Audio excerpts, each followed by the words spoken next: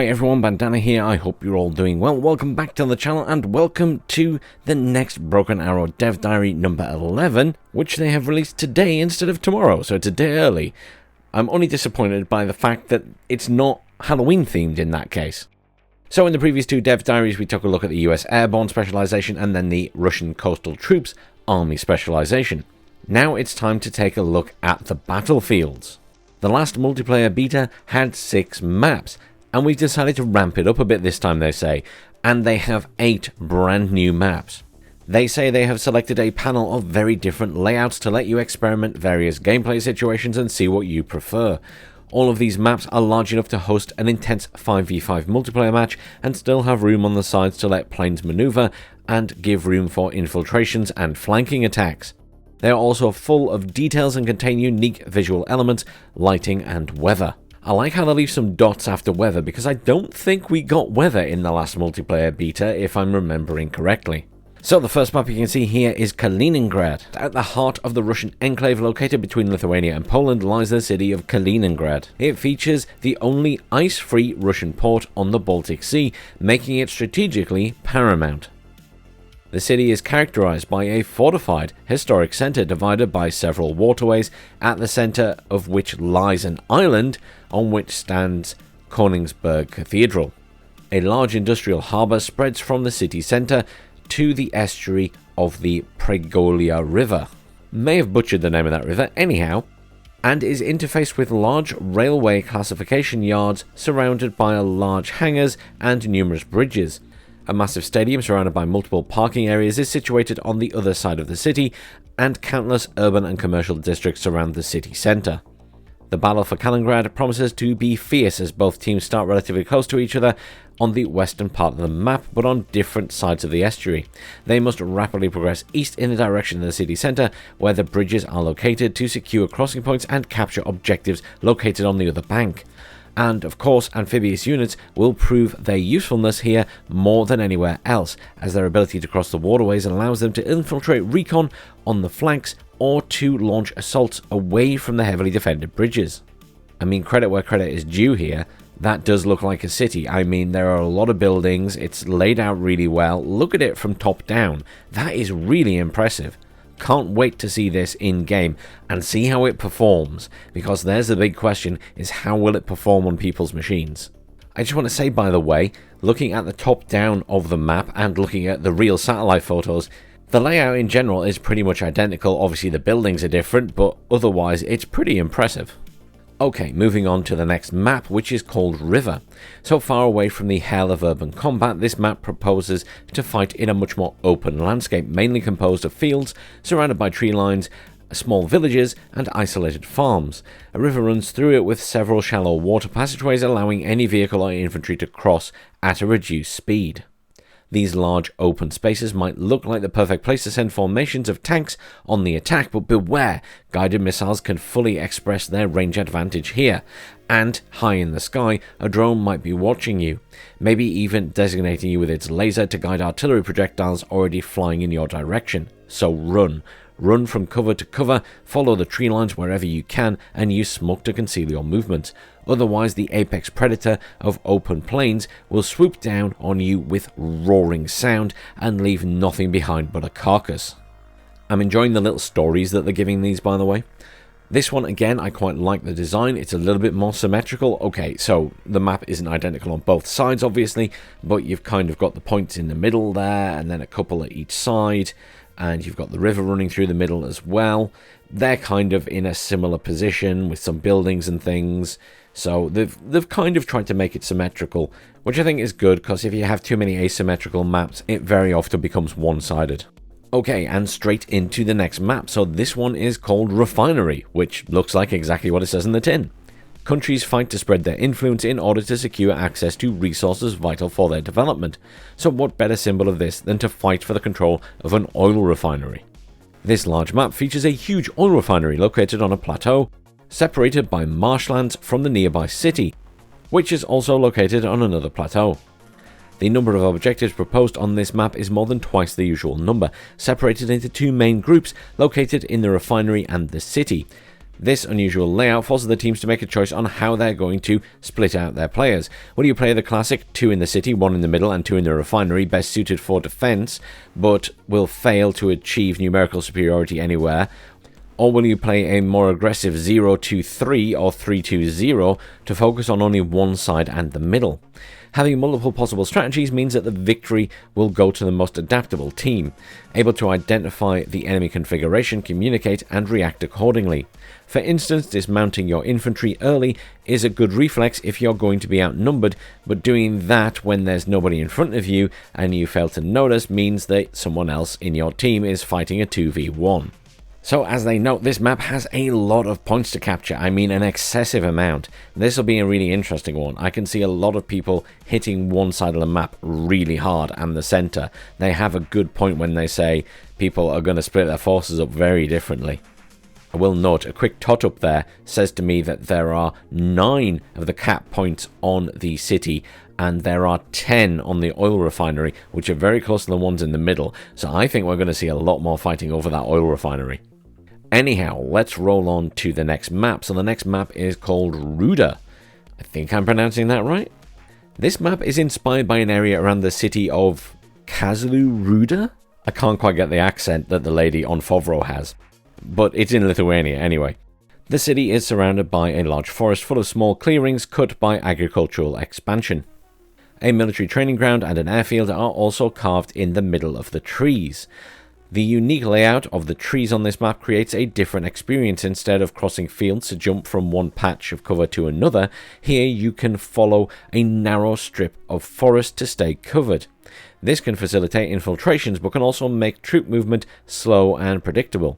If an enemy is spotted progressing in a tree line, you can easily guess where they're going to go and prepare an ambush or decide to move fast on a road instead, as they won't be able to react rapidly. So again, looking at the top down, we've got a map where you've kind of got one side slightly more heavily favoured in terms of points than the other. So I think you're going to see more people at that side. But again, you're going to see a lot of fighting all across these maps. I think they're really well designed, and I like how they've actually thought about how they're going to be played. The next one is called Dam. I guess that means we're going to see a dam on this one. So, Kaunas, the second biggest city of Lithuania, is situated near an artificial lake created by a dam. We have faithfully represented this area, which corresponds to the southern part of the city, the dam itself, and the zigzag of the river, offering an interesting layout for a multiplayer battle. The shape of the river impacts the layout of the roads, and as a result, each team has an advantage to push on one side of the map, resulting in a chaotic situation where both teams have successfully pushed their side, which means they are now both located in each other's back, but on different sides of the river, meaning that they can cross the river to cut each other's supply lines, resulting in a double encirclement hamburger. What a way to phrase it, a double encirclement hamburger. I can hear the Americans drooling already. Looking at the top down, I mean, it's quite an interesting design, this map, in terms of the layout of the points. I really think like an airborne drop is going to be beneficial here, because when they're talking about you're going to rush around one side and sort of be behind the enemy, if you can get in on that side with an airborne drop anyway, you can stop the opposing force getting there efficiently and at least slow them down. So I feel like we're going to see a lot of airborne drops and maybe helicopter pushes early on this map. Yeah, that one's going to be an interesting one. Okay, next map is Airbase, which I'm noticing a theme here. I'm going to guess it's about an airbase. So this map apparently represents Chkalovsk Airbase. Not 100% sure I trust Google Translation's pronunciation of that, but anyhow, it's a naval airbase situated a few kilometers northwest of Kalingrad. It's a single long strip surrounded by hangars and bunkers hidden in the middle of the woods. Infantry can be concealed in the IL-76 cargo planes landed near the hangars. Beware though, as they are not resilient at all, so using them as a fighting position is taking the risk to see your squad disappear in a pile of debris. You can see the suburbs of Kalingrad stretching out in the corner of the map, while the rest of the city can be seen in the distance. The objectives are split in two groups located on both sides of the airstrip, generally resulting in the action being concentrated there and nobody paying much attention to what's happening on the airstrip itself. This is the occasion to try daring maneuvers across the airstrip or its axis, all the way to the enemy rear, where the fragile and expensive artillery and air defense units are located. I do feel like they're really pushing for backline action in Broken Arrow, the way they're talking in some of these maps. Again, a nice map design. It's really nice that they've got some of the city suburbs in there, and the fact that the city is also in the background is quite nice. I don't know if that's just a skybox they've got there for the map. I'm not sure how it works, but it's nice that they've managed to get that detail in. Anyhow, let's roll on. So the next map is called Airport, so I think we're going to see an airport. Oh yes, indeed. Based on the international airport of Riga and its surroundings, this map is proposing a unique and spectacular set of scenery for an epic battle. The airport is surrounded by large highways leading to it and the capital city of Latvia. Fun fact, they say, the house of one of the moderators of the official Discord server is located on this map. Please avoid nuking it, they say. The objective zones are evenly spread, and the front line is large due to the fact that it is played in the diagonal of the map. Trying to create an impervious front line in such conditions is not very efficient, as there is too much ground to cover. It is more cost effective to keep just a few spotters surveilling key points, or use drones to deal with infiltrators, and then use the rest of your resources to create a mobile group of units which can support each other and maneuver and pick off isolated enemy units one by one. So yeah, big map, very spread out in terms of the points, this one by the looks of it, top down at least. So you're going to want to spread your forces out a lot more anyway to hold points. It could be that, again, you're focusing on one side of the airport or the other, rather than spreading yourself very thin and trying to get everything. Okay, the next map is called Klaipeda, and this is a coastal city in Lithuania, and it's the only large harbour, making it a vital supply hub. The city is spread over a large area and features a big quantity of high-rises, however it is not extremely dense. The districts are split by large avenues merging on giant roundabouts and plenty of parks, creating open areas where long-range missiles and tanks can maneuver. This map is much deeper than wide, so the front line is rather narrow, resulting in fierce urban battles. This does not mean the battle is completely static, as there is a large quantity of streets that can be used to outflank the enemy. It is hard to progress unnoticed with a column of vehicles, but at the same time easy to bypass an enemy defensive position by simply using the next roads to outrun the infantry. So yeah, completely different style of map, this one. Obviously very narrow. We've seen a couple of maps like this in the previous beta, and you're going to have a lot of intense combat on this one. We will see if their thoughts on flanking maneuvers actually work here. I get the feeling that some people's defensive walls are just going to be very strong. Okay, so that's all the maps, but next up is a very important section, tools and performance. Compared to the previous beta, we have managed to optimize the game, and you can now benefit from the best graphics with a smaller configuration.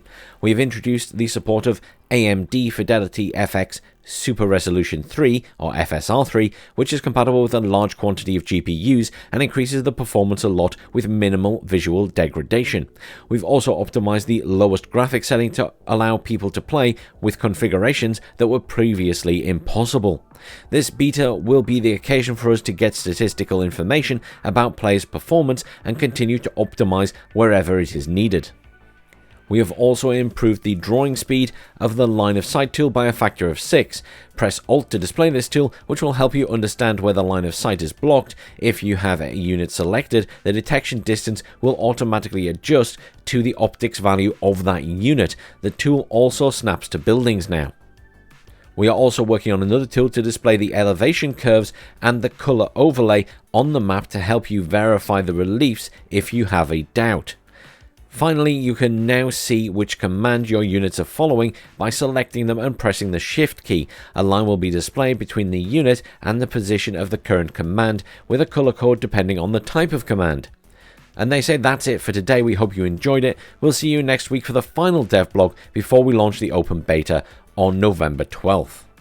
Obviously, that last bit, very good news for everyone. It's something we were all waiting for. Have they managed to optimize it? The answer is hopefully yes, but obviously we won't know till everyone gets their hands on it and actually puts it through its paces. So watch this space. Thank you very much everyone for joining me. I hope you all have a great weekend and are looking forward to the beta.